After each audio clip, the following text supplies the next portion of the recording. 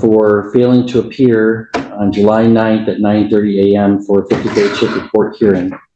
You've got the right to a hearing on that allegation where it would need to be proven beyond a reasonable doubt, and the right to the assistance of an attorney at that hearing. If you are found to be in violation, if you are found to be in contempt, I could jail you for up to 93 days. I could fine you for up to $7,500 or both. I can also revoke your bond if you're not complying with the terms of your release. Do you understand the rights and penalties that you have in front of you, Mr. McLeod? Sure. I was under the impression that this was all going to be over with by now. That we're Nope. Nope. All right, Mr. McLeod, and also, so you know the rights and penalties that I outlined for you. You understand those? Yeah. All right, Mr. Barger, do you know how he wishes to proceed? No, he indicated he would enter his own plea. Mr. McLeod, you're indicating you want to represent yourself.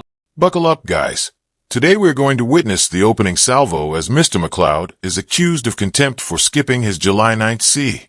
550 CH report hearing. Judge Middleton outlines the gravity, proof beyond reasonable doubt, Sixth Amendment confrontation rights, right to counsel, and penalties up to 93 days behind bars or a $7,500 fine. Even bond revocation looms. Watch that admonishing tone set the courtroom's tension ablaze. Well, I thought that can I say a couple things first? No. Okay. You can answer my questions. Sure. Are you saying you want to represent yourself? They have been doing that the whole time. You've been doing that the whole time.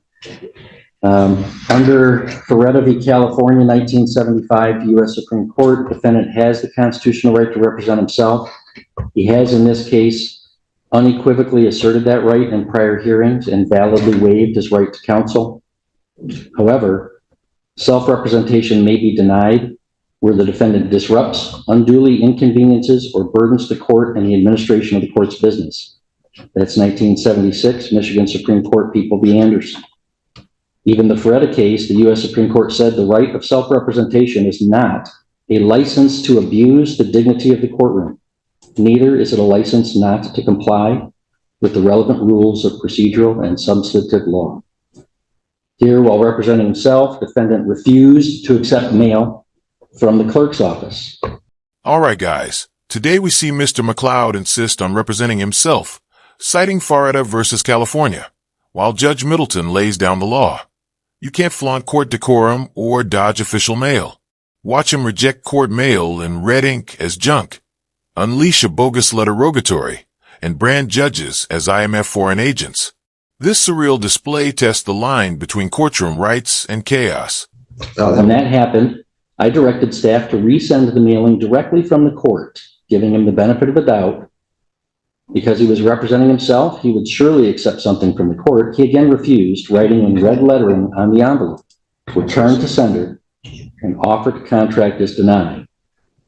Defendant had someone file a document on his behalf in his case called a letter rogatory for relief, which was legal nonsense, accusing the court of fraudulently using this case as some sort of security against his trust, claiming that all judges are foreign agents and or employees of the International Monetary Fund, which is absolutely absurd, and demanding that he be placed on some non-existent do not detain list.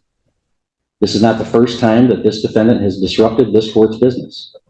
One time I had to hold Mr. McLeod in contempt for refusing to answer my questions during his initial waiver of counsel.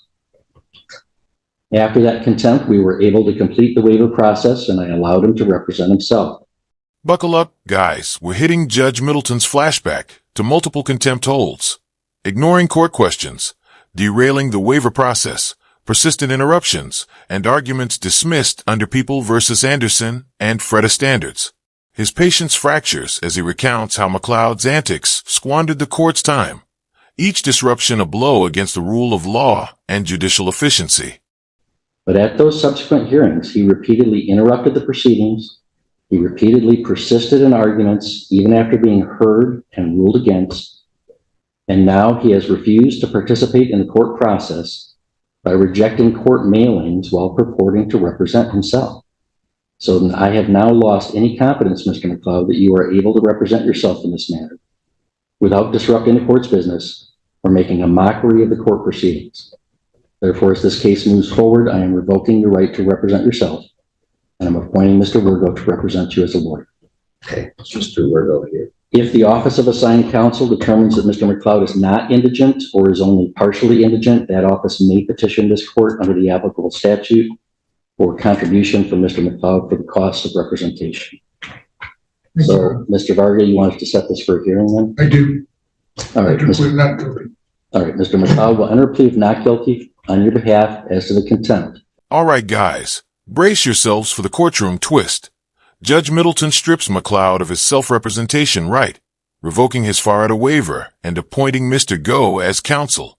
The bench cites lost confidence in McLeod's ability to proceed without sabotaging the process. You'll feel the seismic shift as the rogue litigant becomes a dependent defendant under the court's firm hand. So we have to schedule this for a docket call on the underlying case, which is still pending, and on the contempt hearing. I'll schedule that for August 20th at 10 a.m. I also have to advise you, Mr. McLeod, that I canceled your jury trial date and gave that date to somebody else who was here. So your trial on August 8th and 9th will not occur.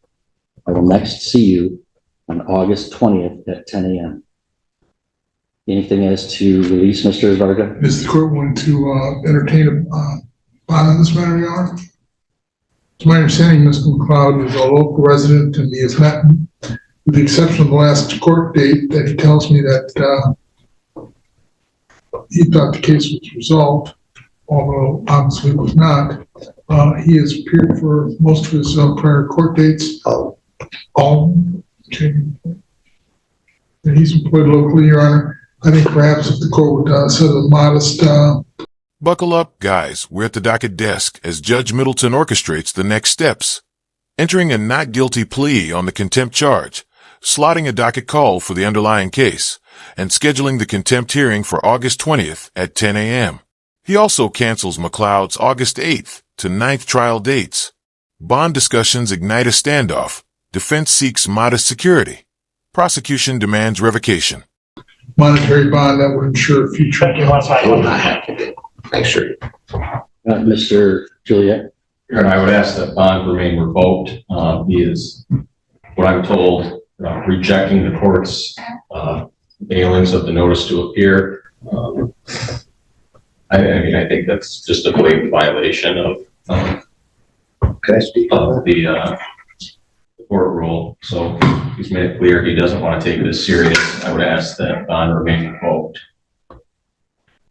All right, Mr. McLeod, is there something you wanted to tell me? I wanted to speak on that, the mailing stuff. I do that with all my junk mail, and I'm really sorry if that happened to one of your letters. Don't make it worse by lying to me right now, Mr. McLeod. You wrote clear things on that mailing that indicate sovereign citizen types of defenses that you thought you were asserting. It's not that this was junk mail. Don't make it worse. Don't make it worse by lying. I apologize to you for maybe listening to some of the wrong information when I don't. Well, you're a grown person, Mr. McLeod, and I hope you're learning an important lesson in civics. Can I just say this? You said what you wanted to say. Before you make your decision, can I say this? I have a job right now that's completely exposed to the weather. I've got $40,000 worth of windows coming this week to this job. I really invested in this job, and my client really relying on me. This would be a really big problem if I get this revoked at this stage. All right, well, Mr. McLeod, it's a shame you had to learn a civics lesson the hard way here. You are a citizen with rights and freedoms, but you also have responsibilities in a society where other citizens live alongside you. That includes obeying the laws that the people pass through their representatives. For example, the people are entitled to pass a law that says they don't want folks operating boats under the influence of alcohol. You think that law doesn't apply? It does. That wasn't. And when a law enforcement officer sees you violating that law, you can't resist arrest without consequence. When you are alleged to violate those laws, Mr. McLeod, there's a third branch of government that does exist. And it exists for the orderly resolution of those disputes, those allegations, with full protection of your rights, as opposed to some kind of vigilante justice system. You may not agree with this, but this court has diligently tried to protect your rights and afforded you a respectful and lawful process. You have disrupted and ignored that process. You have disrespected that process time and again. That subjects you now to contempt of court and revocation of bond. Most people, Mr. McLeod, learn this lesson the easy way, but it seems that you now have to learn it the hard way. You're remanded into custody of the Chagrin County Sheriff, and will next see you, sir, with your lawyer, Mr. Wirgo, on August 20th at 10 a.m. All right, guys, as the gavel drums toward adjournment, McLeod pleads his case. $40K in job materials, weather-exposed worksite, and looming tax bills, only to be met by the judge's civic sermon. He reminds McLeod that rights carry responsibilities, laws protect society, and contempt defiance forfeits freedom. With bond revoked, McLeod is remanded until August 20th. If you found this insightful, please like the video and subscribe for more real courtroom breakdowns, and we'll see you in the next video. Ask ChatGPT.